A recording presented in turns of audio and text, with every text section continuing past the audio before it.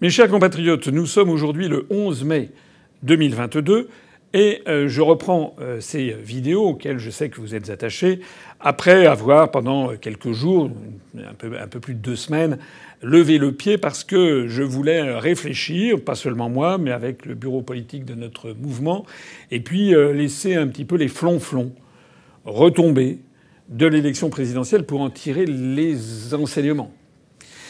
Alors les enseignements, je vais d'abord parler des enseignements de fond sur la préparation de l'élection présidentielle. 2-3 chiffres vont vous faire comprendre déjà un problème énorme. Madame Pécresse a récupéré 2636 parrainages. 2636 parrainages, plus que Macron qui en a eu un peu plus que 2000. Madame Hidalgo en a eu 1440. Donc si j'additionne Madame Pécresse et Madame Hidalgo, ça nous fait 4076 parrainages à L2, alors qu'il n'y a eu que 13 427 parrainages au total. C'est-à-dire que Madame Hidalgo et Madame Pécresse ont raflé un peu plus de 30%, 30,3% des parrainages. Ai-je besoin de vous rappeler qu'à L2, elles ont fait 6,5% des voix. Voilà donc qu'il y a un tiers quasiment des parrainages qui sont allés se poser sur 2 candidates. À l'opposé, Madame Le Pen est arrivée en tête du premier tour dans, je crois, quelque chose comme 20 300 communes, c'est-à-dire dans 57% des communes de France, notamment énormément de communes rurales. Et rappelez-vous qu'elle a quand même eu des difficultés à avoir les 500 parrainages. Alors ça veut dire que le système des parrainages ne fonctionne pas du tout. Ce système des parrainages, je le rappelle, à l'origine, De Gaulle n'en voulait pas. C'était Pompidou et son gouvernement qui l'avaient imposé au général au début de l'année 1965. Alain Peyrefitte en parle dans le C'était De Gaulle. Et en fait, après des tergiversations, il avait été décidé de renouveler le système d'élection du président de la République comme il les précédait sous la 4e et la 3e et la 4e République, comme d'ailleurs De Gaulle avait été élu en 1958, c'est-à-dire par un collège d'élus locaux, des députés, des sénateurs, etc., qui n'est pas sans rappeler, c'est pas exactement le même, mais ça n'est pas sans rappeler le collège actuel des gens qui peuvent donner des parrainages. Donc, ce qu'avait voulu faire en fait Pompidou et son gouvernement, c'était d'avoir réintroduit là où De Gaulle avait voulu créer une élection présidentielle au suffrage universel pour contourner les partis politiques. Pompidou et son entourage avaient voulu en fait faire rentrer par la fenêtre les partis que De Gaulle avait chassés par la porte. Donc on avait réintroduit ce système des parrainages. Mais à quoi ça sert aujourd'hui ce système des parrainages ? Vous avez vu pendant la campagne, on a entendu beaucoup de gens dire, dans la mesure où M. Mélenchon, Mme Le Pen, M. Zemmour, on parlait toujours ces trois-là d'ailleurs, votre serviteur évidemment, on n'en parlait jamais, dans la mesure où on expliquait que ces personnes avaient des difficultés à réunir les 500 parrainages, on a entendu des gens qui nous ont dit ça n'est pas un vote, ce qui est vrai, ce n'est pas un vote. Bon, je crois que M. Bayrou a d'ailleurs parrainé Mme Le Pen en tant qu'élu de la nation. Mais si ça n'est pas un vote, qu'est-ce que c'est ? Et moi, je peux vous dire que pour être allé sur le terrain et avoir vu de nombreux maires, je me suis rendu compte que de cette chose extraordinairement absurde, que l'on donne un pouvoir de parrainage à des députés, des sénateurs, des maires, des conseillers départementaux, etc., des conseillers régionaux, alors qu'ils sont un petit peu comme, excusez-moi l'expression, comme une poule devant un cure-dent, c'est qu'ils ne savent pas ce qu'ils doivent en faire. Le résultat, c'est que lorsqu'ils sont pris en charge par des grands partis politiques, enfin qui ne sont grands que par l'image historique que l'on a d'eux, parce qu'en fait ils sont en voie de disparition, je pense en particulier au Parti socialiste et aux Républicains, à ce moment-là, les élus locaux pris en charge par cette structure parrainent automatiquement qu'on le leur demande. Mais c'est pas du tout ce qui était voulu à l'origine. À l'origine, le parrainage, c'était simplement filtrer les candidats qui pourraient ou non être candidat valablement à l'élection présidentielle, c'est-à-dire normalement avoir une expérience professionnelle satisfaisante et puis avoir une analyse intelligente et intéressante des événements et surtout quelqu'un qui serait capable de tenir le rôle de président de la République fixé par l'article 5 de la Constitution, dont je rappelle que l'article 5 de la Constitution fixe au président de la République les tâches éminentes, premièrement, d'être le garant du respect de la Constitution, deuxièmement, de veiller au bon fonctionnement des pouvoirs publics, troisièmement et dernièrement, d'être le garant de l'indépendance nationale, de l'intégrité du territoire et du respect des traités internationaux. Donc c'est là-dessus, normalement, que les parrains devraient se déterminer. Ça n'est pas le cas. Ils le font sous des pressions considérables. Alors des pressions pour... C'est pour ça que beaucoup d'élus ont donné leur parrainage à Madame Hidalgo ou à Madame Pécresse. Et puis des pressions contre, et notamment contre moi, mais je n'ai pas été le seul, mais moi en particulier. Donc ça, ce qui est le premier enseignement fondamental à tirer, c'est que ce système des parrainages ne fonctionne plus et que la moindre des choses qu'il faudrait faire, c'est revenir au système qu'il y avait avant Lionel Jospin, aggravé par Hollande, c'est-à-dire revenir à l'anonymat complet des parrainages. Ou bien d'introduire possiblement des systèmes de pétition populaire avec une espèce de pétition vérifiée par de façon certaine par des adresses IP ou des pièces d'identité, et où à partir du moment où il y aurait 50 000 ou 100 000 personnes à travers la France qui demanderaient une candidature, que ceci soit avalisé. Alors je le dis parce que ça me paraît fondamental, c'est quand même le choix, il commence là. Et je le dis parce que vous avez noté, là, les 15 jours, 3 semaines qui se sont écoulés depuis le deuxième tour, plus personne n'en parle. Parce que l'oligarchie qui tient le pays est très satisfaite du résultat. Ils ont réussi à éliminer quelqu'un comme moi. Ils ont réussi à faire en sorte que le débat absolument essentiel, c'est celui de notre appartenance à l'Union européenne, à l'euro et à l'OTAN, qui est un débat mais capital et dont chaque année qui passe montre que ce que nous avons écrit dans la charte fondatrice de l'UPR le 25 mars 2007, relisez notre charte, elle est plus d'actualité que jamais. Donc ce système a permis d'évacuer quelqu'un comme moi en faisant passer sur le devant de la scène ce que j'appelle des fausses oppositions. On va pas me dire que c'est nouveau dans ma bouche. Ça fait 15 ans que j'explique qu'il y a en France des fausses oppositions. Ce qui est nouveau, c'est que de plus en plus de Français commencent à s'en rendre compte et à se rendre compte que j'avais raison. Que contre vents et marées, j'avais raison. Que je ne cherche pas un intérêt personnel et individuel quand je dis ça. Je cherche à dire la vérité aux Français. Si je me suis lancé en politique, c'est parce que j'ai compris, j'ai découvert que la politique française est verrouillée par des fausses oppositions. Alors, le premier renseignement, c'est qu'il faudrait normalement que le président de la République, le gouvernement, se saisisse de cette affaire pour 2027 et disent bon, il faut changer les règles de ce parrainage parce que ça ne va plus. Le minimum minimorum serait donc de rétablir un anonymat total des parrainages et on pourrait faire mieux en développant un système de pétition, par exemple. Il y a une deuxième réforme qui me paraît fondamentale, qui découle de l'observation de l'élection présidentielle. C'est que vous avez vu quand même ce qui est extraordinairement choquant et scandaleux quand on y réfléchit. C'est que pendant des mois au cours de l'année 2020, les grands médias du pays ont donné la parole à des gens qui venaient parler de ce qu'ils voulaient, s'ils étaient présidents, et ci et ça, et qui en fait n'ont pas même été candidats. Je pense par exemple à Xavier Bertrand, je pense à Michel Barnier, je pense à Philippe Juvin, je pense à Éric Ciotti, je pense à Sandrine Rousseau, je pense à Éric Piolle, je pense à Arnaud Montebourg. Il y a un nombre tout à fait significatif de personnes qui ont eu... Montebourg a eu près de 5% du temps de parole. Alors qu'au même moment, on ne savait pas si M. Macron serait ou non candidat. Dans les dernières semaines, tout le monde avait compris qu'il le serait, candidat à sa réélection.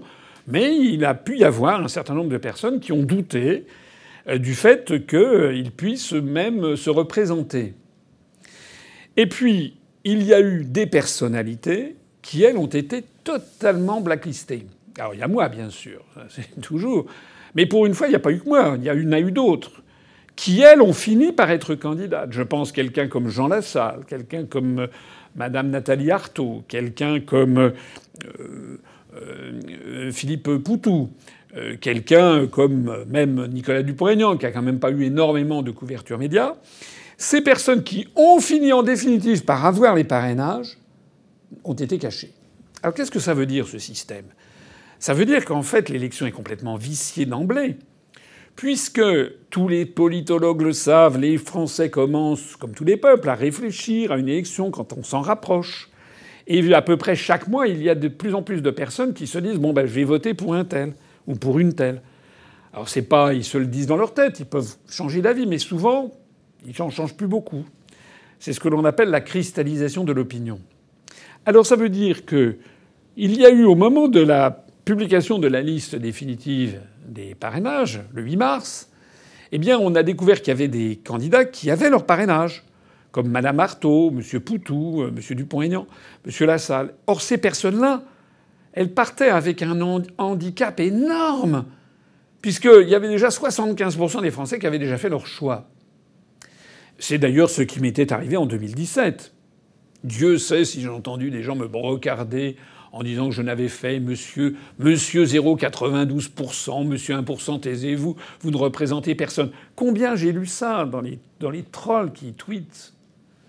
C'est triste, en fait. Parce qu'en fait, en se moquant de moi, ils ne se rendent pas compte qu'en fait, ils célèbrent les chaînes dont ils sont les esclaves. Si j'ai fait 0,92%, 93% pour être précis, en 2017, il faut rappeler que j'avais eu 0,8% du temps de parole.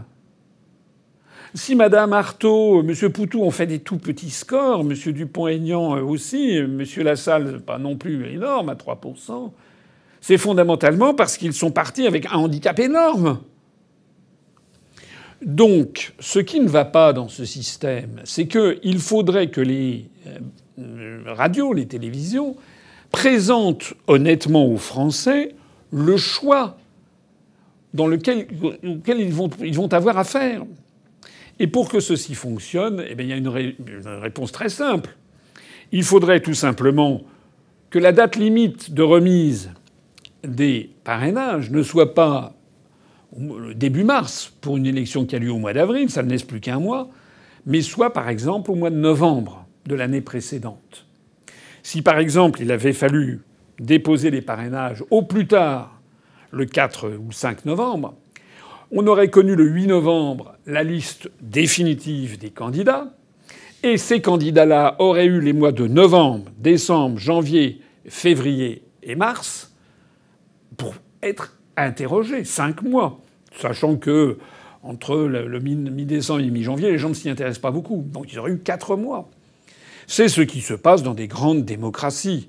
Enfin, des présumées démocraties. Je pense par exemple à l'élection présidentielle américaine qui présente par ailleurs d'immenses défauts. Elle a quand même une qualité, c'est qu'au mois de juillet, les Américains savent à peu près quels seront, au juillet-août, quels seront les deux grands candidats républicains et démocrates, même s'il y a par ailleurs plein de candidats que l'on cache aux États-Unis comme on le fait chez nous, et qui se confronteront le premier mardi de novembre. Ça laisse quand même mois d'août, septembre, octobre, c'est-à-dire plus de 3 mois pour discuter. Nous, il y a eu à peu près 1 mois. Voilà. Donc, ce que je propose, c'est ça. C'est que l'élection présidentielle, la liste définitive soit fixée début novembre, où ça serait mis dans la Constitution 4 mois avant la tenue de l'élection présidentielle. Ceci aurait d'ailleurs un mérite énorme. C'est que le président de la République sortant ne pourrait pas s'amuser au petit jeu qu'a fait Macron, comme avait fait avant lui d'ailleurs François Mitterrand, c'est-à-dire j'y vais pas, j'y vais pas, je ne sais pas, je réfléchis, etc. Et pendant ce temps-là, faire une campagne présidentielle implicite aux frais de la princesse, en faisant une confusion des genres entre sa fonction de président de la République et sa fonction de candidat. Avec mon système, eh bien dans les tout derniers mois, dans les 4 derniers mois, le président de la République ne pourrait plus faire autant de choses qu'il le fait, et un certain nombre de ses déplacements ne pourraient pas être faits sur fonds publics. Ça clarifierait la situation. Ça, ce sont des réformes qui me paraissent de bon aloi, me paraissent intelligentes. facile à mettre en œuvre. Je suis persuadé que nos dirigeants ne le feront pas, parce qu'ils se satisfont, je l'ai déjà dit, de ce système qui permet de bien voir arriver de loin les candidats et qui permet d'empêcher des candidats comme moi d'arriver jusqu'à l'élection présidentielle.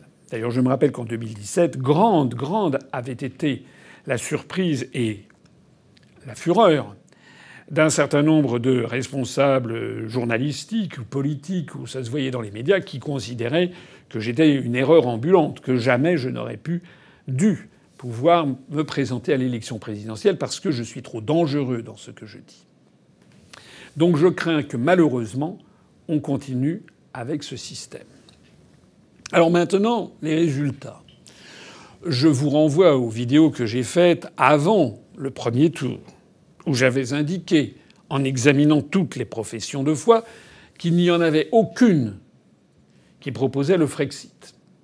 Rappelez, allez la revoir. Je me permets au passage d'ailleurs de signaler, parce qu'il y a encore des gens qui n'ont toujours pas compris.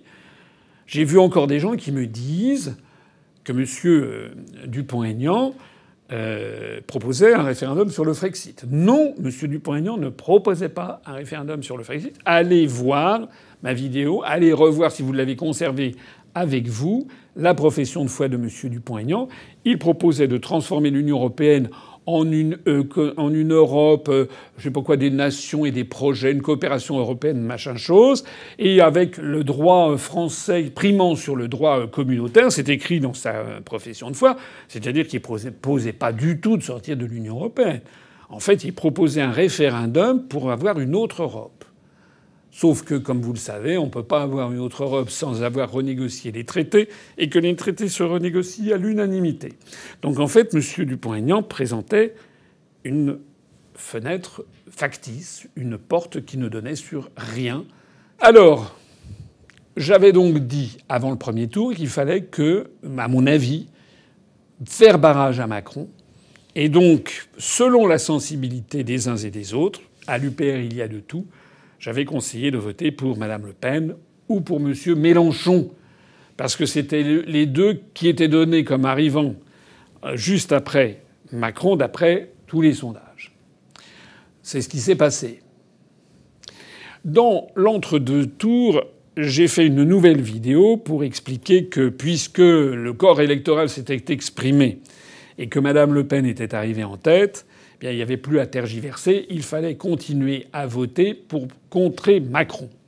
J'ai d'ailleurs fait ensuite des vidéos ou des entretiens, plus exactement, sur certaines radios ou télévisions de l'Internet, pour expliquer que M. Macron, s'il était réélu, aurait absolument tout pouvoir, puisqu'il a anéanti les contre-pouvoirs. On a vu d'ailleurs la façon dont Conseil constitutionnel, le Conseil d'État, le Conseil supérieur de l'audiovisuel devenu l'ARCOM, la commission des sondages, tout ce petit monde s'est entièrement aplati devant M. Macron.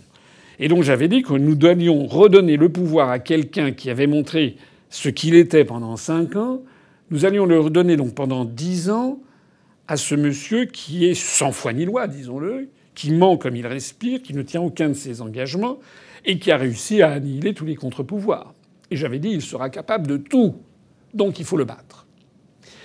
Vous avez vu que, dès le soir même du premier tour, M. Mélenchon a pris la responsabilité écrasante devant l'histoire de battre Mme Le Pen. Pas une seule voix pour Mme Le Pen. Après, il a dit d'ailleurs qu'il fallait absolument aller voter. Donc il fallait pas une seule voix pour Mme Le Pen, et il fallait aller voter, il fallait pas se réfugier dans l'abstention. C'est-à-dire que, en tournant autour du pot, en fait, M. Mélenchon a appelé à voter Macron. Et c'est Mélenchon qui a fait élire Macron, puisqu'on sait qu'à peu près 45% des électeurs de Mélenchon au premier tour ont voté Macron au deuxième tour. Donc c'est d'abord et avant tout M. Mélenchon. J'avais lancé un appel solennel. Je crois même que j'avais dit, je les conjurais de s'entendre. Imaginez ce que cela aurait été si Mme Le Pen et M. Mélenchon avaient passé un accord entre les deux tours. Je sais que certains peuvent considérer que je suis rêveur, Mais toute l'histoire de France me donne raison. Toute l'histoire de France montre que lorsque la France en est réduite aux dernières extrémités, il faut s'entendre entre les Français qui veulent d'abord et avant tout rendre à la France sa souveraineté nationale et son indépendance, ce qui normalement aurait dû imposer à M. Mélenchon de se rencontrer avec Mme Le Pen et de dire voilà, on va faire un programme commun, vous et moi, et il aurait pu éventuellement, pourquoi pas, prétendre à devenir Premier ministre de Mme Le Pen. Je suis persuadé que s'il y avait eu cette entente, Mme Le Pen pouvait être élue, donc Macron battu, et Mélenchon aurait pu devenir Premier ministre, ou en tout cas avec de nombreux ministres de gauche et de droite. On aurait retrouvé le Conseil national de la résistance. C'est en tout cas la solution que je proposais aux Français. Ça n'a pas été le cas. Macron a donc été réélu. À la suite d'un débat sur lequel j'aimerais dire 2-3 mots quand même, parce que je ne me suis pas exprimé depuis lors, je trouve que Mme Le Pen n'est pas tombée dans les travers de 2017. Elle a fait attention à ne pas apparaître comme excessive, comme dangereuse. Elle a présenté une image très polissée d'elle-même. Ça, c'est l'aspect positif. Elle a fait ressortir, à contrario, que M. Macron était extraordinairement arrogant et méprisant. C'est le côté positif. Mais il y a un côté négatif. Le côté négatif, tout le monde le sait, tout le monde l'a vu, c'est que, en fait, Mme Le Pen n'a pas eu les réparties nécessaires. Il n'est pas admissible qu'elle ait accepté pendant tout cet entretien de se placer dans la position de l'accusé. J'aurais été à sa place. Dès que M. Macron aurait commencé à vouloir me donner des leçons ou à jouer les professeurs ou les juges d'instruction, je lui aurais dit attendez, M. Macron, avant de parler de moi et de mon projet, on va déjà parler de vous et de votre bilan. Comment se fait-il que Mme Le Pen ait accepté pendant de longues minutes,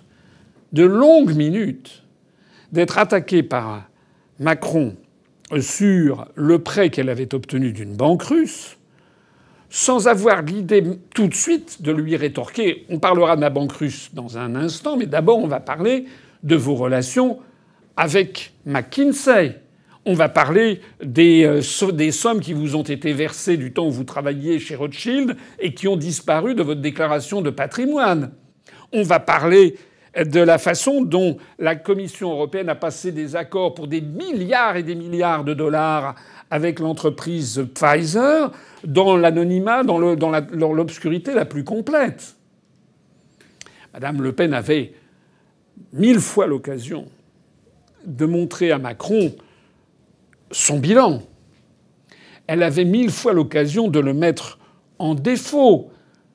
Lorsque M. Macron se présentait comme le défenseur de la démocratie et qui présentait son interlocutrice comme portée par des forces obscures, Mme Le Pen aurait pu dire à M. Macron en tête-à-tête et devant les peut-être 15 millions ou 20 millions de Français qui les regardaient « Monsieur Macron, comment se fait-il qu'à l'Organisation des Nations Unies chaque année devant l'Assemblée générale, vous refusez de voter la résolution condamnant la glorification du nazisme par les pays de l'Est, notamment par l'Ukraine ? Monsieur Macron, comment se fait-il que vous envoyez des armes à un régime comme celui de Kiev et au régiment Azov avec leur drapeau nazi ? Voilà ce qu'elle aurait pu dire. Et elle aurait pu le dire d'une façon féminine, avec le sourire, un peu crispé peut-être le sourire, mais enfin, elle aurait pu le dire. Elle ne l'a pas fait. Elle a pu être prise aussi en défaut ici ou là par la connaissance des dossiers qui n'est pas toujours apparue comme étant parfaite. En attendant, beaucoup de gens ont été déçus de ce débat, où certes Mme Le Pen n'est pas apparue comme étant un peu hurluberlu comme elle avait pu l'être en 2017, donc elle est apparue comme meilleure, comme plus maîtrisée, mais elle est apparue aussi comme manquant singulièrement de punch. Le résultat, j'avoue, m'a déçu. J'avais compris que globalement, la probabilité que Macron soit réélu était quand même très forte. Donc j'ai pas été spécialement surpris par la réélection de Macron. En revanche, je pensais quand même que l'écart entre les deux serait très faible. Je pensais que Macron serait réélu avec 51-52%, comme d'ailleurs certains sondages l'avaient donné. Alors que là, la différence est quand même écrasante. Oui, Madame Le Pen a monté, elle est passée de 33 à 41,5%. Monsieur Macron a donc baissé, il est passé de 66 à 58,5. Mais monsieur Macron n'a jamais perdu, il a perdu moins de 2 millions de voix par rapport à 2017. Quand on pense à ce que cet homme a fait à la France, quand je pense aux mutilés, aux éborgnés, à ceux qui ont eu une main arrachée pendant la répression des Gilets jaunes, quand je pense à toutes ces personnes qui ont été privées de rencontrer une partie de leur famille, même en phase terminale de leur vie, à cause de la Covid-19, où ils n'avaient pas le droit d'entrer dans les hôpitaux, quand je pense à toutes ces familles où on a forcé, et tous ces soignants que l'on a forcés contre leur volonté à être vaccinés, quand je pense à ces masques qu'on a imposés à toute la population, notamment à des jeunes enfants, au risque d'abîmer à vie leur développement intellectuel et cérébral si important pendant les premières années, quand je pense au fait que l'on voit se développer quand même maintenant des informations, la vérité commence à percer sur les effets nocifs secondaires des injections ARNM et notamment Pfizer qui apparaissent de plus en plus sérieuses. Donc, quand on voit que Macron, responsable de tout cela, quand on voit que Macron, responsable par ailleurs de la dégringolade de notre industrie, du pillage continuel de notre patrimoine, et maintenant qui nous entraîne vers la guerre contre la Russie sans jamais avoir demandé un avis au peuple français. Il y a quand même des référendums qui peuvent exister en France. Au minimum, il y a des articles, un article, je crois que c'est l'article 35 de la Constitution, qui prévoit que lorsqu'il y a une intervention militaire à l'étranger, il faut tenir au courant, il y a un débat à l'Assemblée nationale. Eh bien, quand on voit que M. Macron a été réélu dans cette situation, j'avoue que comme beaucoup de Français, je suis quand même un peu abattu. Abattu parce que ça veut dire qu'il y a quand même en France des Français qui ne comprennent vraiment rien à ce qui se passe, qui sont complètement phagocytés, ils ont le cerveau complètement lavé par les grandes chaînes de radio et de télévision françaises, qu'elles soient publiques ou privées. Et ça n'est pas normal qu'un peuple réélise son bourreau dans de telles conditions. Le pire étant qu'il sait que c'est son bourreau, puisqu'on n'a jamais vu une séance de deuxième tour à la télévision plus sinistre que celle que l'on a vue, qui a d'ailleurs été bâclée rapidement. Personne n'avait trop envie d'en parler. Et ce que je tire comme conclusion, et puis j'écoute ce que disent les gens, c'est que ce deuxième tour et la suite des événements, et ce débat encore une fois raté en fait de Madame Le Pen, il y a quand même beaucoup de gens qui se posent vraiment maintenant des questions sur qui joue exactement pour qui dans toute cette affaire. Pendant 15 ans, j'ai dit ce que je pensais du Front national et du Rassemblement national. J'ai dit depuis des années, tout le monde le sait, tout le monde l'a vu sur Internet, que mon analyse, c'était que, contrairement à ce que l'on pensait, le Front national, en fait, faisait partie du système et servait à ce que l'on appelle en psychanalyse le mauvais objet, c'est-à-dire le parti politique pestiféré, et dès qu'il y a un problème, les médias le font porter par le Front national. Que cette mécanique diabolique a été mise en œuvre à partir de 1984, c'était l'année de le faire, avec Michel Charasse et François Mitterrand, et M. Le Pen a été lancé comme une savonnette dans une émission restée célèbre de François-Henri de Virieu qui s'appelait L'heure de vérité, c'est-à-dire qu'en prime time, comme on dit, c'est-à-dire à l'époque ça commençait à 20h30, ça commençait pas à 21h10, mais à partir de 20h30 et pendant 1h30 sur la première chaîne de télévision, M. Le Pen a pu développer pendant 1h30 toutes ses analyses et tout son programme. C'est ça qui a lancé Jean-Marie Le Pen. Alors, au moment du deuxième tour de 2022, compte tenu de l'horreur que représentait à mes yeux et que continue de représenter à mes yeux la réélection de Macron, et malheureusement, on va voir, je pense que comme des millions de Français, j'avais raison de le craindre, parce que malheureusement, nous allons vers des jours de plus en plus difficiles. Entre deux mots, il faut choisir le moindre. J'avais donc appelé à battre Macron. Mais ça n'est pas pour autant que je vais me rallier au Rassemblement national. La vérité toute nue, vous voulez que je vous la dise ? C'est que Mme Le Pen ne sera jamais élue. Jamais. D'abord parce qu'elle s'appelle Le Pen. Alors elle a tout fait pour le cacher. C'est injuste, c'est tout ce qu'on veut. Elle n'est pas responsable de son père, mais c'est comme ça. Sur ses professions de foi, elle s'appelait Marine. Non, elle a un nom de famille. D'ailleurs, il apparaissait sur les bulletins de vote. Mais je vois autour de moi beaucoup de gens qui se disent non, ça n'est pas possible. C'est comme ça, le nom Le Pen. Alors, quand vous avez un nom de famille depuis 1972, depuis un demi-siècle, qui permet ensuite le système des castors, c'est-à-dire on fait barrage, et que ça marche, ça marche, ça marche, ça marche, ça marche, ça marche, et ça remarche encore. Il faut quand même que les Français, d'un seul coup, réalisent.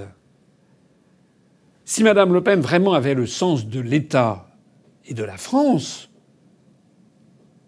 elle et sa famille devraient dire eh bien, voilà, nous cessons de faire de la politique. Parce que sinon, ça va continuer. C'est d'ailleurs ce qu'a dit M. Zemmour le soir même ou le lendemain, où il a dit c'est la 8e fois que le nom Le Pen est associé à une défaite. Il a repris, parce que c'est une des grandes spécialités d'Éric Zemmour, que de venir copier un certain nombre de mes analyses pour se les approprier. D'ailleurs, il n'est pas le seul. Enfin, il a repris ça. On va assister au sketch habituel comme une tragédie grecque. Tous les ingrédients sont mis en ligne et nous allons assister pour la 7e fois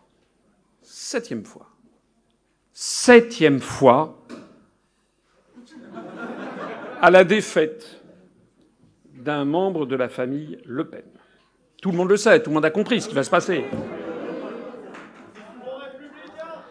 Il va y avoir un front républicain, il va y avoir des cris, des hurlements. Probablement, M. Le Pen va sortir d'un chapeau pour dire une horreur, pour bien marquer le coup. Et puis, ça se terminera comme ça. Donc la question qui se pose, c'est de savoir est-ce que les Français vont cette fois-ci comprendre ? Est-ce qu'ils vont enfin comprendre ce qui se passe ? Est-ce qu'ils vont comprendre ce qui se passe ou est-ce qu'ils vont comprendre... Vous savez ce qui va se passer, ce que je crains ? C'est que les électeurs de Mme Le Pen nous disent « ça sera bon la prochaine fois ». Pour la 8e fois. Parce qu'ils nous l'ont fait à chaque fois. À propos d'Éric Zemmour, d'ailleurs, et là aussi je vais dire ce que je pense. Je comprends qu'il y ait des gens par excès d'irritation, par énervement contre ce système du RN, du FN, de Le Pen, dont les gens comprennent maintenant que c'est pas clair. Madame Le Pen a fait une déclaration hier ou avant-hier assez surprenante où elle a dit la logique des institutions, c'est que les Français apportent une majorité à Emmanuel Macron. C'est incroyable de dire ça. Elle fait campagne pour Macron. Enfin, c'est dingue. De la même façon que Robert Ménard fait campagne pour Macron, de la même façon que la femme de Ménard se présente et Madame Le Pen, le RN ne présente pas de candidat contre la femme de Ménard qui lui appelle à voter Macron. Ça, c'est quoi ça, les Français comprennent qu'il y a quelque chose qui cloche. Mais là, je voudrais m'adresser à ces électeurs qui sont allés chez Éric Zemmour et qui ont été déçus du résultat. Je vois que certains disent oui, on a fait 7%, c'est quand même pas mal. Vous, monsieur Taisez-vous, monsieur Asselineau, vous avez fait 1%. Oui, mais attendez minute.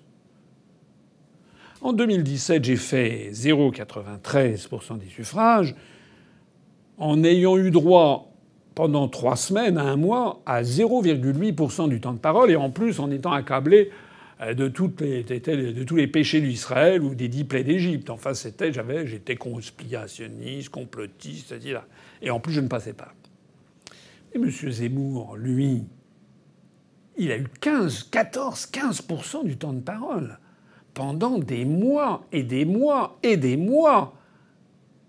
De telle sorte que si on fait le ratio, ayant eu 0,8% du temps de parole, j'ai fait 0,93, on peut faire un petit calcul mathématique. Si j'avais eu 14% du temps de parole, j'aurais peut-être eu 15 ou 16% des suffrages. En fait, M. Zemmour a fait une contre-performance avec les 7%, parce que ces 7% doivent absolument être comparés à la couverture médiatique dont il a bénéficié, puisqu'il y a une corrélation extraordinairement forte entre le temps de parole et le résultat dans les urnes. Tout le monde le sait. C'est tellement vrai d'ailleurs qu'un candidat aurait 100% du temps de parole, il aurait 100% des voix. C'est aussi simple que ça. Et un candidat ayant 0% du temps de parole aurait 0. C'est aussi simple que ça. Donc, M. Zemmour a fait une contre-performance. Alors j'ai vu qu'il a expliqué que c'était à cause notamment de l'invasion de l'Ukraine par la Russie, que ceci... Alors ça a pu jouer. Mais je crois que M. Zemmour se trompe, parce que j'ai beaucoup circulé en France, comme beaucoup de responsables politiques à cette période, et ce que j'ai pu voir a confirmé ce que je voyais dans certains sondages, c'est que M. Zemmour fait extraordinairement peur, plus peur que Mme Le Pen. Il suscite un rejet extrême. Oui, il suscite une approbation très importante, mais d'une fraction de l'électorat. 7%, 8, 10 maximum. Alors je lance ici un appel à toutes celles et tous ceux qui m'écoutent, qui votent Zemmour. C'est que M. Zemmour peut dire qu'il va faire l'union des droites ou je ne sais pas quoi. Mais c'est impossible. N'importe qui a un tout petit peu d'éducation sur la situation politique sait que le rassemblement pour obtenir 50% des voix plus une se fait toujours au centre. C'est d'ailleurs la raison pour laquelle Mme Le Pen, avec une certaine intelligence politique et manœuvrière, il faut le lui reconnaître, a adouci son discours pour petit à petit apparaître comme de plus en plus centriste. C'est d'ailleurs ce qui lui a fait perdre une partie de l'électorat de son père, qui, la jugeant trop molle, a décidé d'aller chez Zemmour. Mais la stratégie de Mme Le Pen n'était pas si mauvaise, de se positionner plus au centre. Le problème, c'est que, par ailleurs, elle a les défauts que je mentionnais tout à l'heure, et notamment d'abord et avant tout son nom, qui l'empêche en fait d'être élue. Mais pour en revenir aux partisans de M. Zemmour, ce que je crains, c'est que ce mouvement politique ne s'incruste dans la société française et qu'on soit reparti pour 50 ans d'un nouveau FN qui serait le parti de Zemmour. Parce que ça n'est pas vrai que M. Zemmour pourra rallier à lui 50% des Français plus une voix. Non. Il apparaît aux yeux des Français comme un extrémiste, comme quelqu'un d'extrêmement dangereux qui est beaucoup plus dangereux que Mme Le Pen.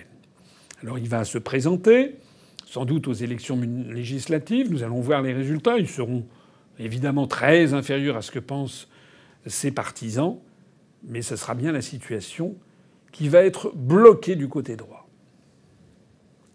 Maintenant, du côté gauche. Du côté gauche, M. Mélenchon porte la responsabilité, je l'ai dit, énorme, historique, d'avoir tout de suite refusé de débattre avec Mme Le Pen.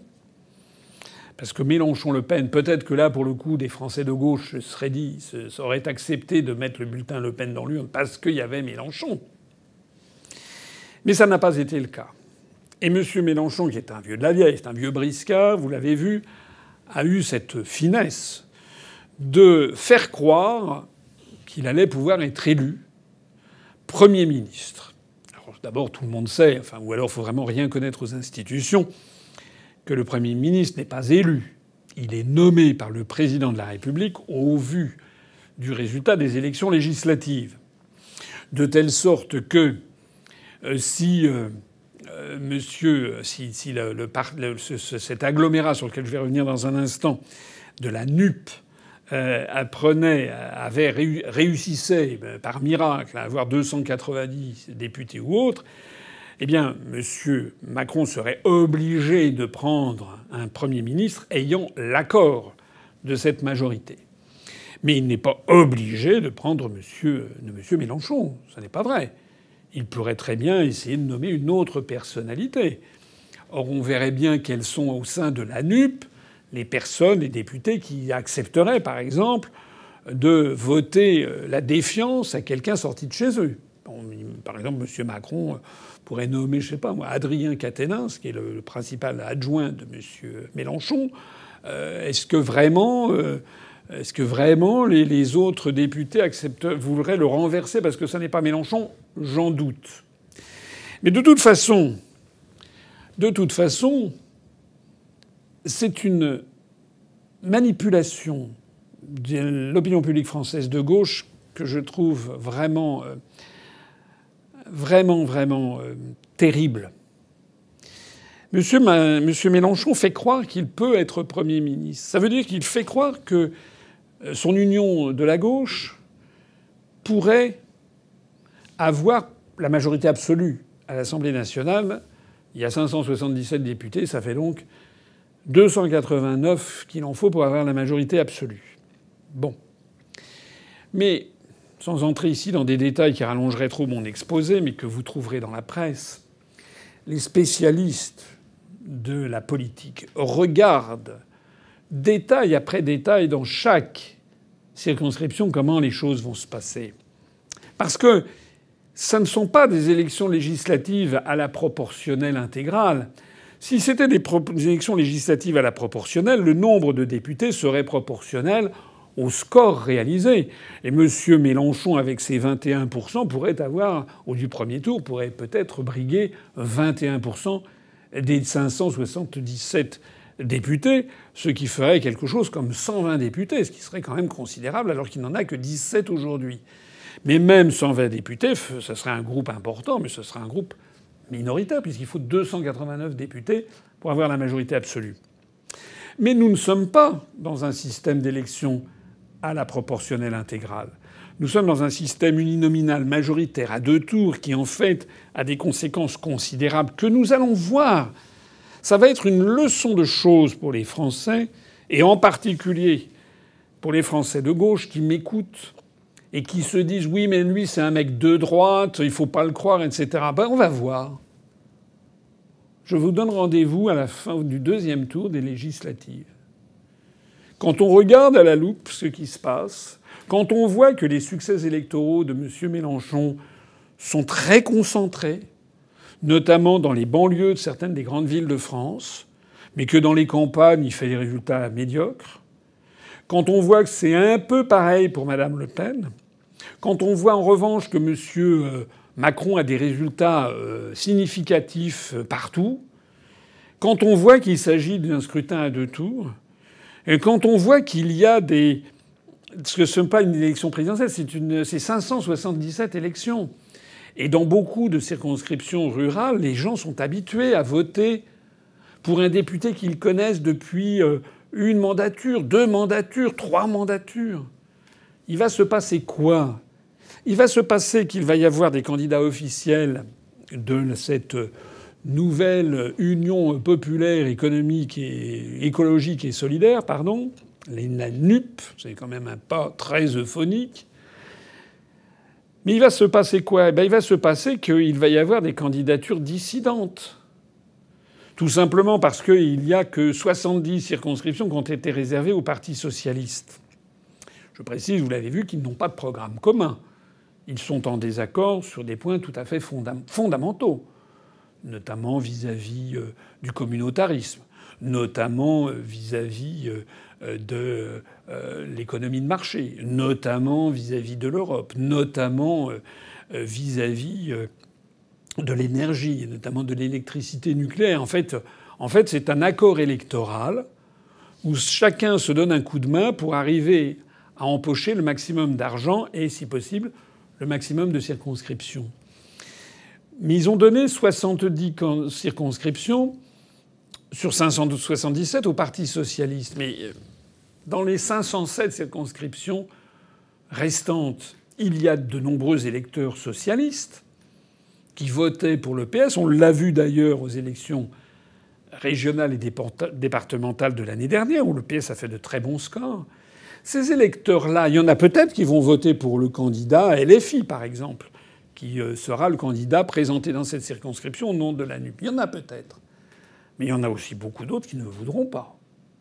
Et qui préféreront soit voter pour le candidat auquel ils sont habitués du Parti socialiste, dans cette circonscription, qui va être tenté de se représenter en dissident de la direction centrale du Parti socialiste, ou alors même carrément d'aller voter pour Macron.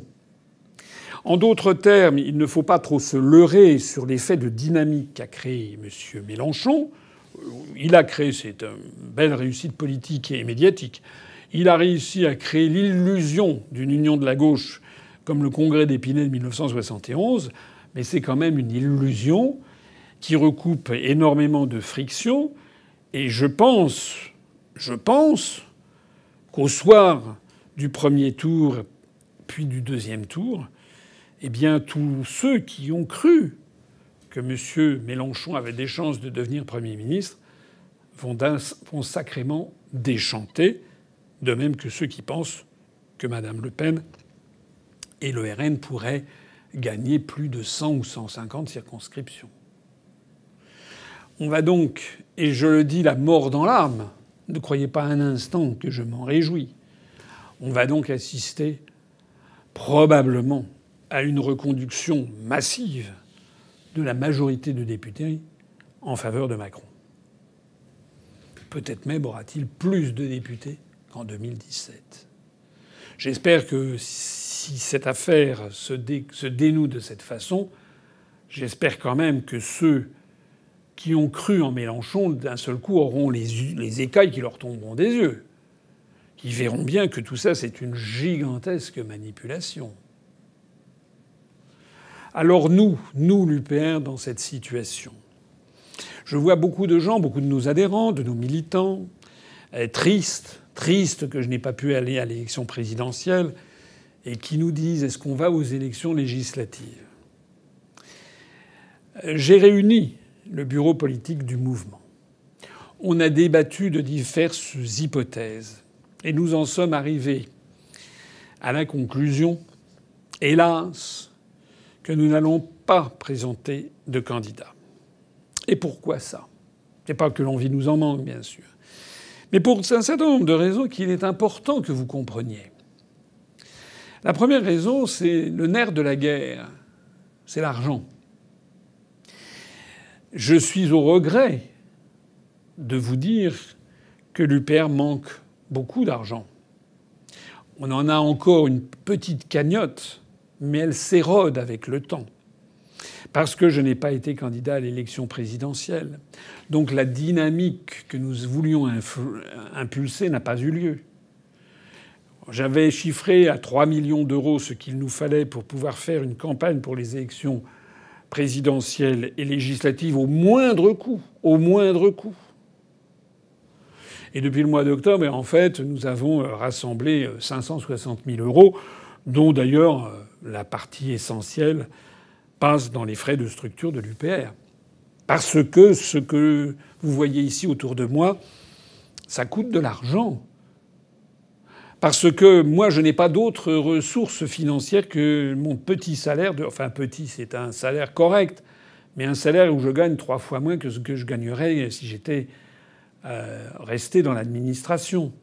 Nous avons également notre secrétaire général, Benjamin Nard, qui a fait une rupture conventionnelle de contrat parce que ça nous coûtait trop cher. Notre responsable du PRTV, il était sous contrat à durée déterminée. Je le reconduis avec un contrat à durée déterminée parce que je ne sais pas de quoi demain est fait du point de vue financier et je me refuse à faire quelque emprunt bancaire que ce soit parce que je me refuse à ce que notre mouvement dépende de forces financières qui ensuite, après, nous étrangleraient. Donc j'en profite pour vous dire, je vous dis la vérité. La vérité, c'est que notre avenir à nous, financier, n'est pas merveilleux. C'est le moins que l'on puisse dire. Et donc, en 2017, nous avions présenté 574 candidats. On était le parti qui avait présenté le plus de candidats aux élections législatives. C'est moi qui l'avais voulu. Et je l'avais voulu parce que nous avions été portés par l'élection présidentielle. Nous avions eu pas mal d'argent qui était entré. Enfin, pas mal, c'est misérable par rapport aux sommes d'argent manipulées par Sarkozy ou par Macron. Mais c'était pas mal pour nous, c'était plus de 2,5 millions. Et donc on avait consacré une partie à l'élection présidentielle, dont d'ailleurs 800 000 euros nous avaient été remboursés par l'État. Et nous avions consacré plus d'1 million, 1 500 000 euros pour financer les élections législatives.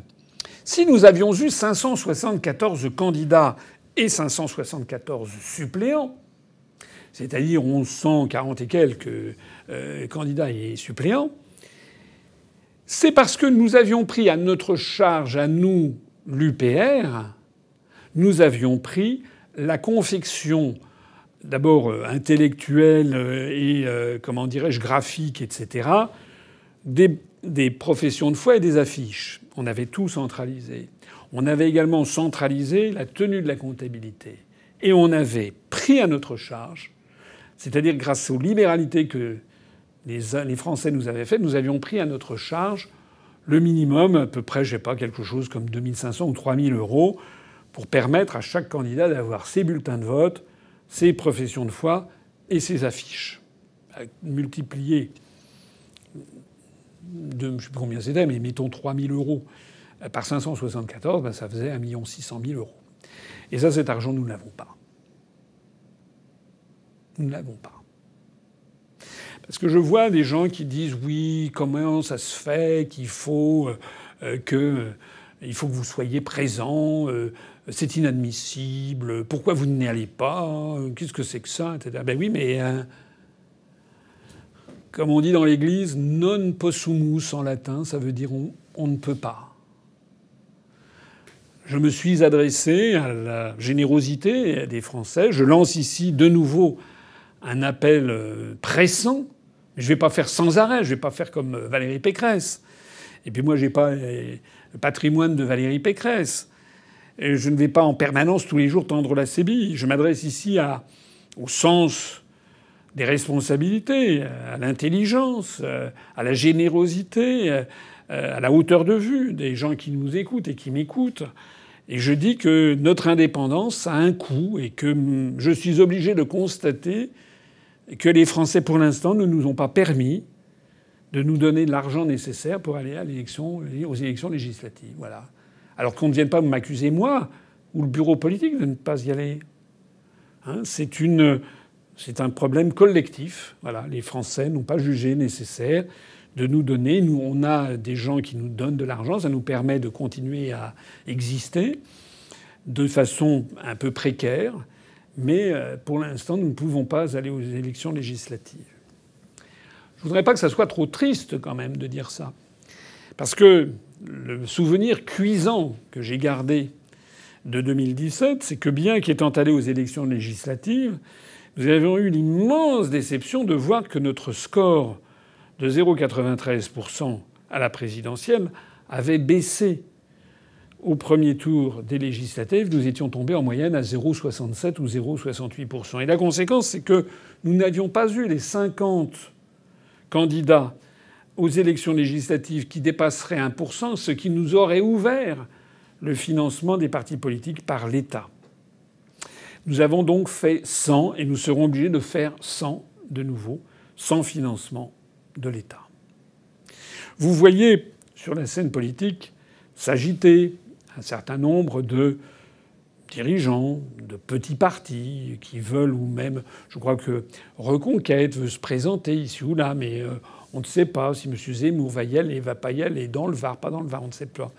Et puis Mme Marion Maréchal n'y va pas. Et puis on voit qu'il y a un peu partout des petits partis qui hésitent. Mais pourquoi ? Parce que c'est une loi d'airain, ce scrutin. Et je ne pense pas être saugrenu. Je sais que ça va me valoir encore des critiques, mais je dis la vérité. Je ne pense pas que Reconquête aura un seul candidat qui sera élu. Je ne le pense pas. Ou alors ça serait vraiment à l'issue d'un concours de circonstances, parce que le RN ne présenterait pas candidat contre ce candidat du Reconquête, etc. Ça n'en prend pas le chemin, puisque les dissensions sont énormes entre le Rassemblement national et Reconquête. Ça veut donc dire que beaucoup de ces partis se présentent, non pas en fait en espérant avoir un député, mais en espérant avoir ces 50 candidats dépassant 1% qui leur ouvriront la manne financière pour continuer d'exister ou du moins de vivoter. Alors, à ce point de mon exposé, il me faut conclure. Il me faut conclure parce que la France est dans une situation en fait tragique. Pourquoi tragique ?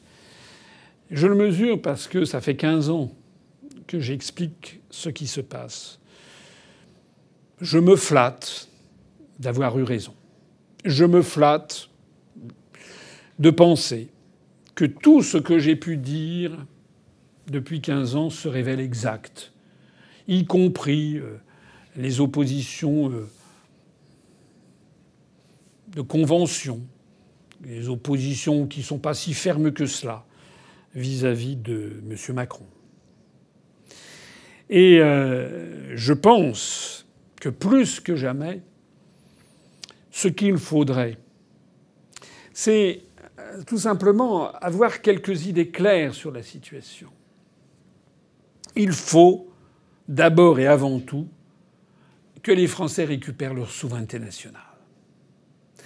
Si nous ne sortons pas de l'Union européenne, si nous ne sortons pas de l'euro, si nous ne sortons pas de l'OTAN, tous les discours qui pourront vous être tenus ne déboucheront en fait sur rien. Vous avez vu d'ailleurs comment M.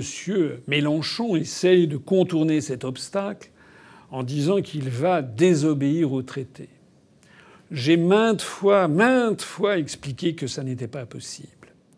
Je vois des gens de bonne foi, parce qu'il y a des gens de bonne foi partout. Il y en a au RN, il y en a chez Reconquête, il y en a il y en a même chez ELV, il y en a chez LFI, etc., même au PS, même LREM, devenu Ensemble ou Renaissance. Enfin, je sais pas, ça change de nom constamment, comme un virus mutant. Mais c'est vraiment abuser de la bonne foi des adhérents ou des sympathisants de Mélenchon que de leur faire croire que l'on peut désobéir au traité. D'abord parce qu'on ne se fait pas élire à un poste en disant « je vais pousser à ne pas respecter les règles ». Imaginez un proviseur nommé dans un collège et qui dirait « moi, mon objectif, je vais dire aux collégiens de ne pas respecter leurs profs ». Ou à un commissaire de police ou des policiers qui diraient « vous pouvez franchir le feu rouge, c'est pas un problème ». Non, il y a quelque chose d'antinomique entre l'idée même de vouloir exercer des responsabilités dans un État de droit et faire une campagne en disant on va piétiner le droit. C'est d'ailleurs expressément, explicitement contraire à l'article 5 du traité de la Constitution française, excusez-moi, qui, je le rappelais tout à l'heure, fixe au président de la République comme objectif d'être le garant du respect des traités. Mais M. Mélenchon fait croire ça dur comme fer à ses sympathisants. Et il le fait en utilisant une espèce de mélange entre une semi-vérité et un semi-mensonge qui rend les choses compliquées. J'ai vu sur Internet des gens qui me disent « mais si, on peut désobéir au traité, par exemple le Danemark. Le Danemark n'a pas l'euro, donc c'est la preuve qu'on peut désobéir au traité. » Non, non, non. Les gens qui disent ça se trompent. Parce qu'il se passe quoi ? Il se passe que le Danemark, en 1992, a été le premier pays, en juin je crois, 1992, à voter par référendum pour ou contre le traité de Maastricht. Et que les Danois ont dit non. C'était la première fois qu'il y avait un référendum, le premier non. Ça a semé le désarroi. Et le gouvernement danois a dit aux Européens, on était en 92, c'était encore l'Europe des 12, et le gouvernement danois a dit aux autres pays d'Europe et à la Commission européenne, a dit je veux bien refaire un référendum, mais il faut que je tienne compte de ce que veulent les Danois. Les Danois veulent conserver leur couronne danoise. Et donc il y a eu un deuxième référendum où il y a eu ce que l'on appelle une réserve dans le droit des traités. Il y a eu un traitement particulier pour le Danemark, qui est que le Danemark avait la possibilité de ne pas adopter l'euro. Ça a été ajouté dans les annexes du traité de Maastricht. Parmi les innombrables scandales juridiques qui ont entouré toute cette affaire, il y a le fait que les Français ont voté oui au traité de Maastricht le 20 septembre 1992, alors que le traité a été modifié ensuite pour tenir compte des Danois. Mais les Danois ont donc obtenu dans ce traité de 1992 qu'ils n'entreraient pas dans l'euro. Donc on ne peut pas nous dire à nous aujourd'hui, regardez, il y a des gens qui désobéissent. Non, ils l'avaient obtenu. Pareil pour les Britanniques. Les Britanniques, eux, au moment de la négociation du traité de Maastricht, d'emblée, avaient demandé à ne pas participer à la monnaie européenne. Et eux, ils avaient donc eu cette réserve, comme on dit. C'est du droit international. À l'époque, la France ou l'Allemagne auraient pu dire niet ou nein ou non ou je ne sais pas quoi. Ils auraient pu donc dire aux Britanniques soit vous adoptez l'euro, soit vous quittez, vous n'entrez pas dans l'Union européenne.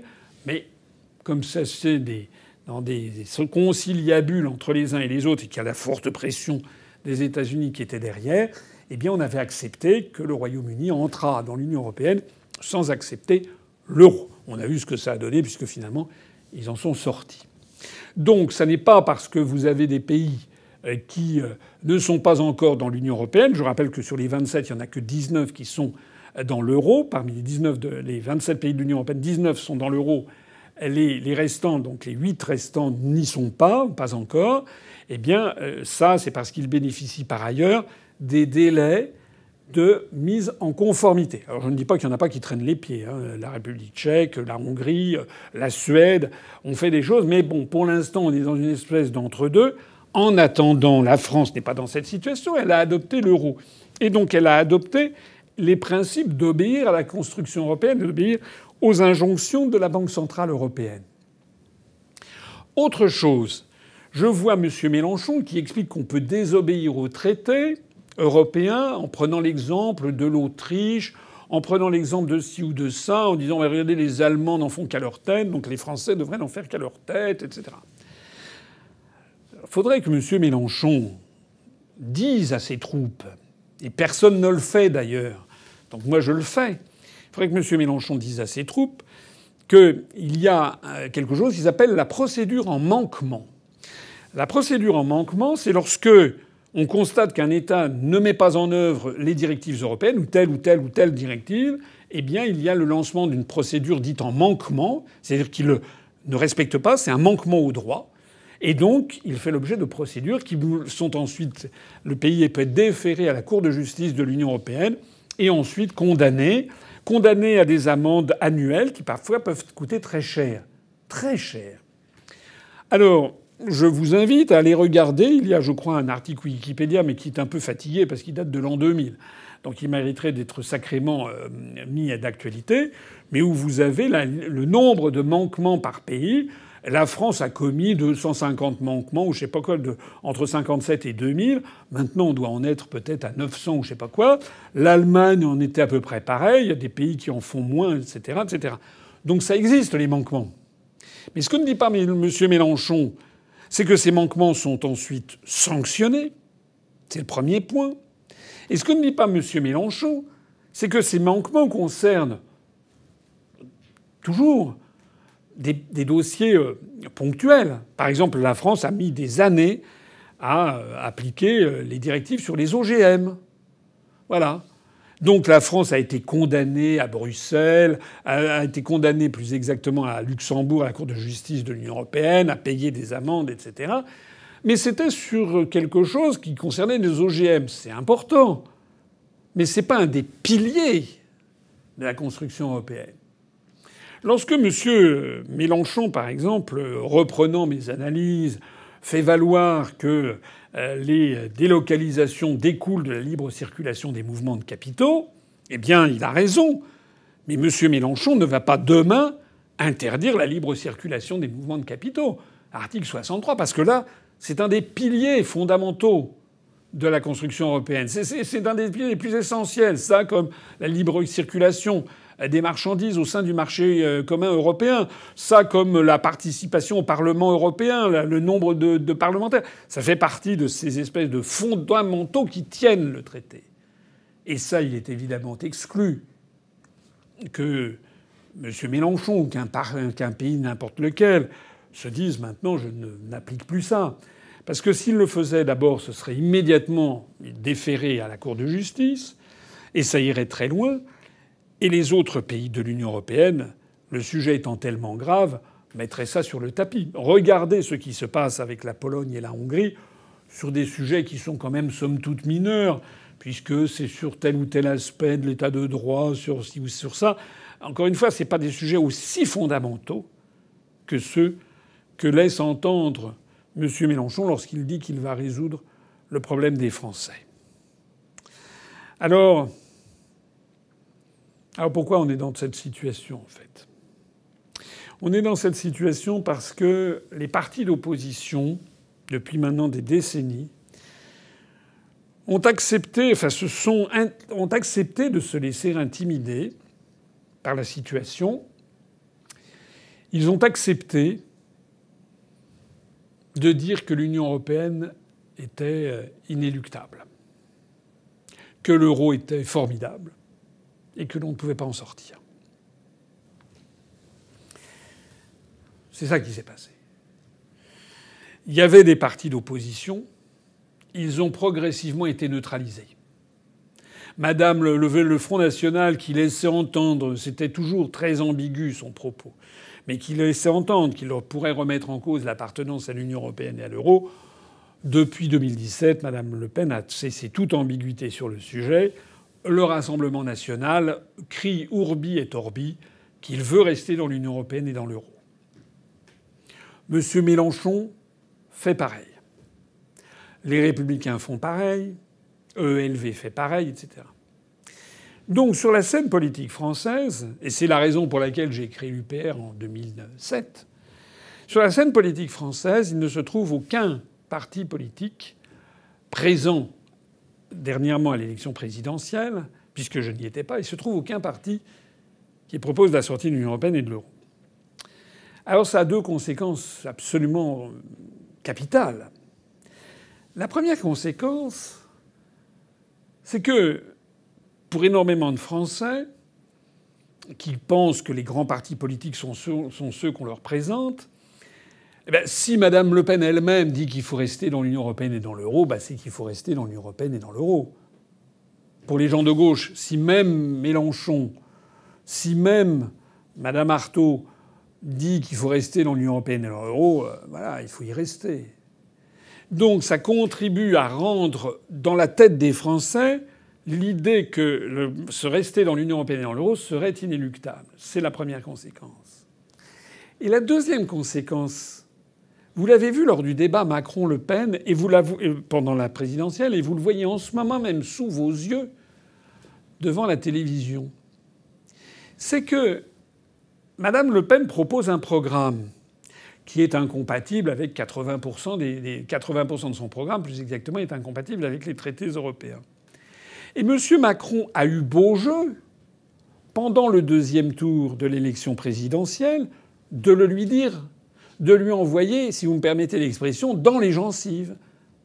M. Macron a dit « Mais Mme Le Pen, c'est impossible avec les traités européens. » Donc en fait, ce que vous proposez, c'est de sortir de l'Union européenne, mais vous n'osez pas le dire. Alors c'est tragique. C'est peut-être l'une des clés, d'ailleurs, qui l'a fait perdre ce débat et qui a fait perdre l'élection présidentielle. C'est parce que les Français ont vu Mme Le Pen désemparée. Parce que lorsque Macron dit vos propositions sont incompatibles avec les traités européens, il a malheureusement raison.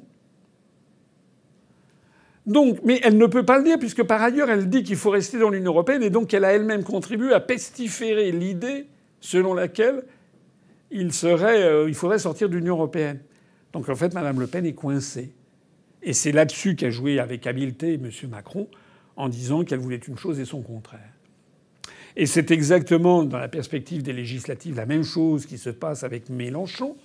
Vous avez vu les attaques nombreuses et d'ailleurs convergentes du Parti socialiste, de EELV, du moins d'une partie du Parti socialiste, d'une partie de LV, qui ont refusé la NUP, là, cette union de la gauche, en disant, reprochant à Macron que derrière ses promesses de désobéissance des traités, c'était en fait un Frexit caché.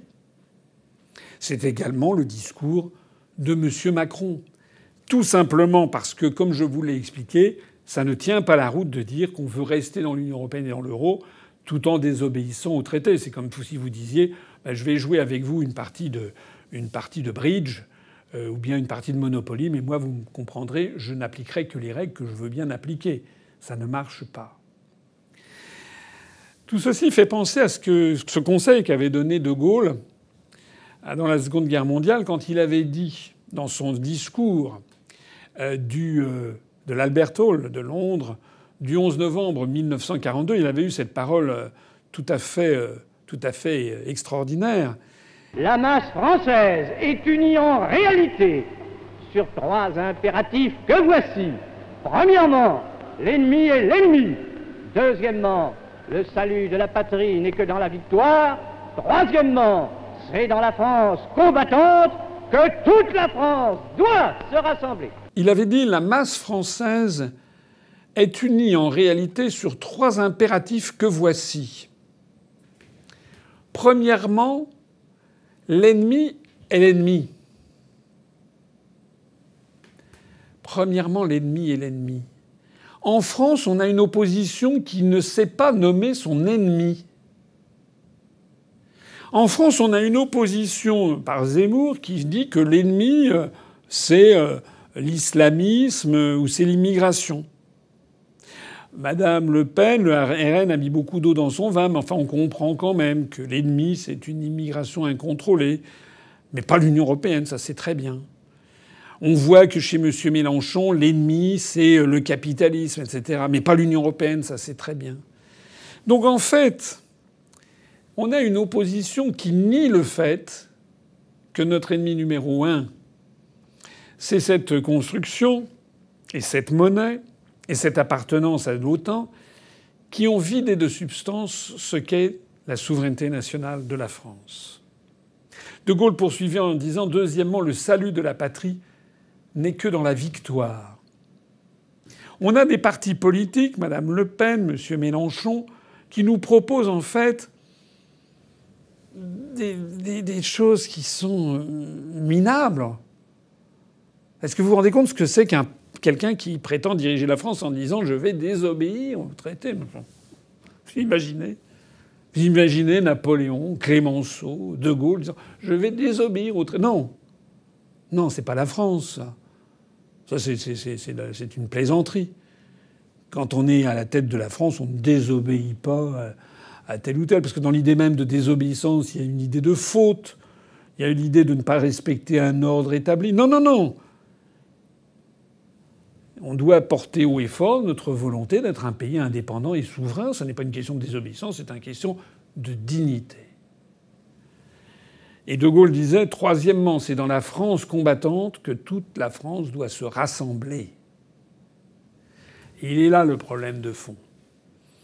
C'est que tant que Madame Le Pen et la famille Le Pen, le patronyme Le Pen, dominera la frange patriotique de la scène politique française, ou si c'était M. Zemmour, ça ne serait pas mieux. Tant qu'il y aura ça, il ne pourra pas y avoir de majorité derrière ces personnalités. Alors, je sais que certains vont dire « mais c'est pas vrai, ça sera la prochaine fois », mais bon, voilà, 8 fois le prouve. Et la vérité, c'est que c'est pareil de l'autre côté. Tant qu'il y aura à la tête des patriotes de gauche des personnalités comme M. Mélenchon qui fait peur à une énorme partie de la population, il ne pourra pas y avoir un rassemblement derrière lui. La réalité donc de la situation, c'est que pour sauver notre pays, il n'y a pas 50 solutions, il faut sortir de l'Union européenne, de l'euro et de l'OTAN. Encore une fois, c'est raté. Encore une fois, nous allons rester dans l'Union européenne, dans l'euro et dans l'OTAN. Encore une fois, les vendeurs d'illusions vont nous faire croire qu'on va tout améliorer, on va changer, refonder, revisiter, rénover, repenser, etc., etc. La construction européenne. M. Macron a fait un discours là à la fin de la Convention sur l'avenir de l'Europe. Il a fait un discours au Parlement européen où il a proposé la fin du vote à l'unanimité. Dans les heures même qui ont suivi, 13 pays de l'Union européenne disaient non. Voilà, en fait, le blocage est total. Et donc, on va continuer à s'effondrer. La seule possibilité, c'est de sortir de l'Union européenne, de l'euro et de l'OTAN. Mais pour cela, il faut avoir une structure qui rassemble les Français au-dessus du clivage droite-gauche. Parce que sinon, il n'y a pas mathématiquement le nombre suffisant. Je le répète, il n'y a pas mathématiquement le nombre suffisant. Si en 1954, la communauté européenne de défense, qui avait été un embryon d'armée européenne imposée par les États-Unis, où ils voulaient d'ailleurs imposer des généraux hitlériens qui eussent été à la tête de cette structure, notamment ce qu'avait dénoncé à l'époque, à juste titre, le Parti communiste français. S'il n'y a pas eu cette communauté européenne de défense, la fameuse CED, c'est parce que le 30 août 1954, les députés qui se réclamaient de Gaulle, qui étaient à l'Assemblée nationale, à la Chambre des députés, comme on disait à l'époque, et les députés communistes, à eux deux, ces deux groupes faisaient une majorité. Ils étaient à chaque bout de l'Assemblée, mais ils ont réussi à fusionner leurs votes pour s'opposer à la CED en 1954.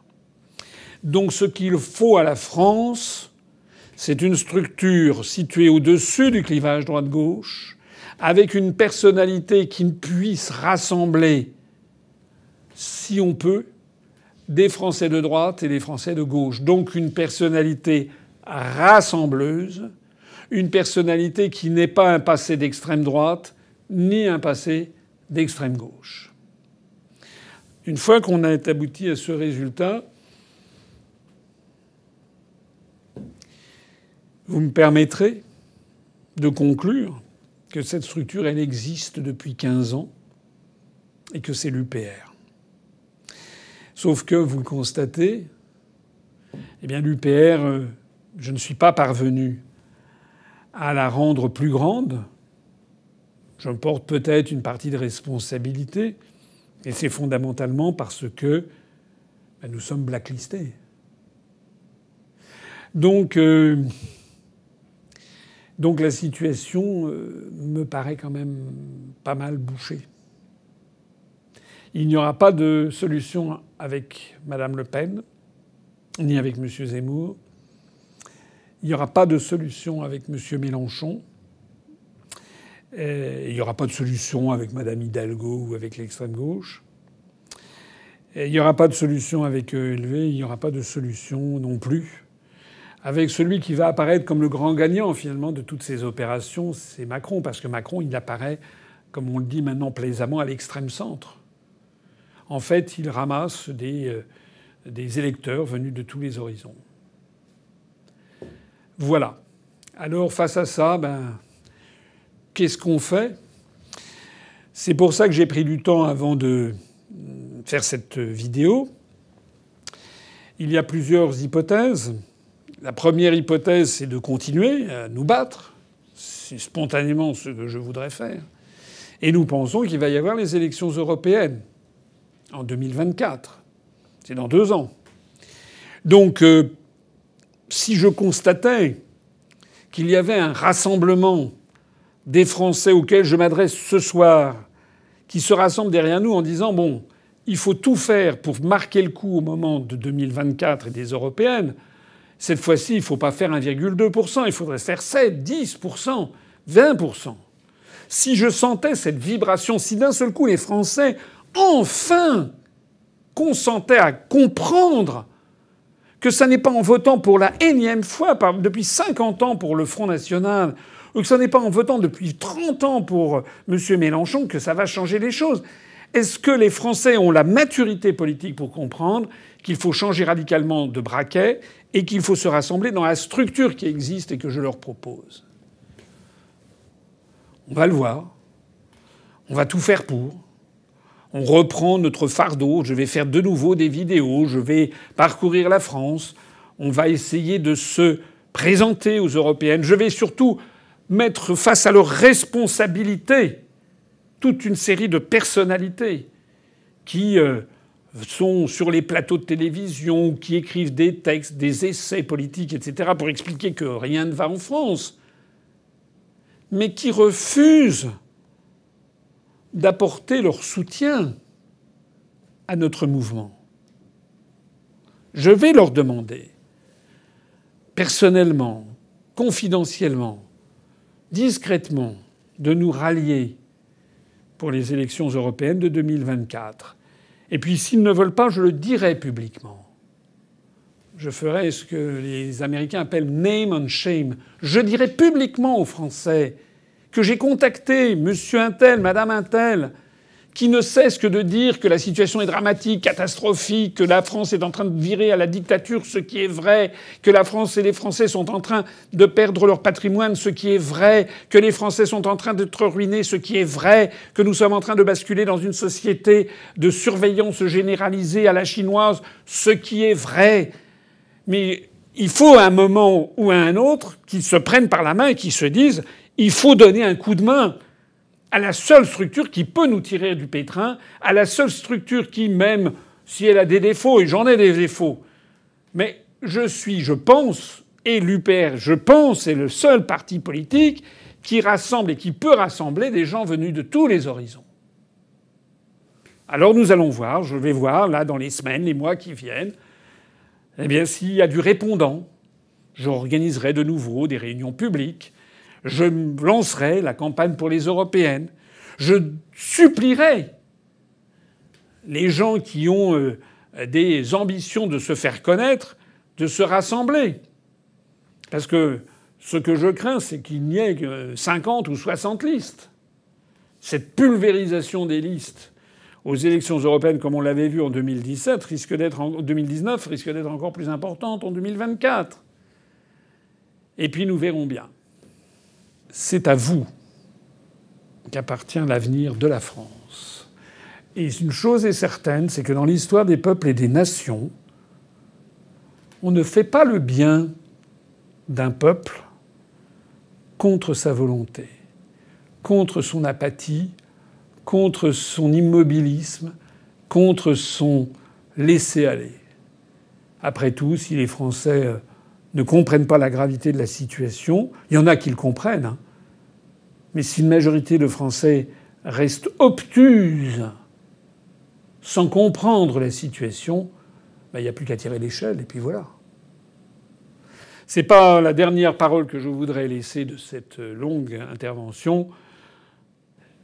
Je voudrais vous dire quand même que dans les semaines et les mois qui viennent, je l'ai dit, je le redis, je compte au contraire reprendre le fardeau, préparer les élections européennes, mais je compte vraiment m'adresser à toutes les forces politiques qui pourraient se joindre à nous pour participer à cette élection.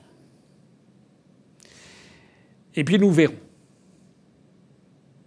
Mais que ceux qui refuseront de s'y joindre, à ce moment-là, porteront la responsabilité du fait qu'ils ont refusé de combattre. Vive la République, ce qu'il en reste, et vive la France.